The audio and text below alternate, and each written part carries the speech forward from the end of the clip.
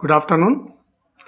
ప్రధానులు టాపిక్ వచ్చేసి చరణ్ సింగ్ గారి గురించి తెలుసుకుందాం. 1979-80 రైతు బాంధవుడుగా ప్రసిద్ధి. ఇతను యూపీకి చెందిన వ్యక్తి. పార్లమెంట్ ఇతని ఏ ఇయర్లో అంటే 1979-80లో ప్రధానిగా పనిచేశారు. పార్లమెంట్ సమావేశాలకు ఒక్కసారి కూడా హాజరు కాని ప్రధాని ఇతనే.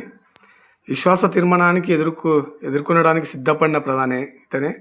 ఇవి మీకు క్వశ్చన్స్ రూపంలో ఇస్తారు, ప్రమేయాల రూపంలో ఇచ్చి కింద పేర్లు అంటే ఇవ్వడం జరుగుతుంటుంది. పార్లమెంట్లో విశ్వాస తీర్మానం ప్రతిపాదించిన మొట్టమొదటి వ్యక్తి కూడా ఇతనే. లోక్దల్ పార్టీ వ్యవస్థాపకుడు.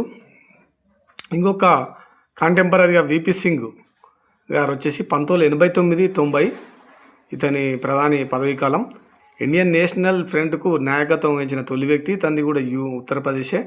రాజీవ్ గాంధీ ప్రభుత్వంలో పేయిర్పాక్స్ బోపాక్స్ కుంభకోణానికి ఆర్థిక రాష్ట్ర రక్షణ మంత్రిగా రాజీనామా చేశాడు.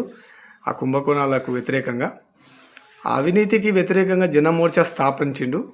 అయోధ్య నినాదంతో బీజేపీ మద్దతు ఉపసంహరించుకోవడంతో అధికారం కోల్పోయిన వ్యక్తి ఈ ప్రధానే విపి సింగ్ గారే. ఎన్నికల సంస్కరణ దినేష్ గోస్వామి కమిటీ 1990లో ఏర్పడింది. ఇతని కాలంలో వచ్చిన సంస్కరణలు చూస్తే 1990లో అంతర్రాష్ట్ర మండలి ఏర్పడ్డది. ప్రధాని అప్పుడు విపి సింగ్ గారు. 1990లో అంతర్రాష్ట్ర కౌన్సిల్ ఏర్పడినప్పుడు ప్రధాని గారు విపి సింగ్ 1989-90లో ఉన్నారు. Okay, thank you. ఈ టాపిక్ వచ్చేసి మీరు నోట్బుక్ తీసుకొని ఈ అంశాలను మీరు రాసుకుంటే మీకు ఎగ్జామ్ పీరియడ్లో చాలా యూజ్ అవుతుంది.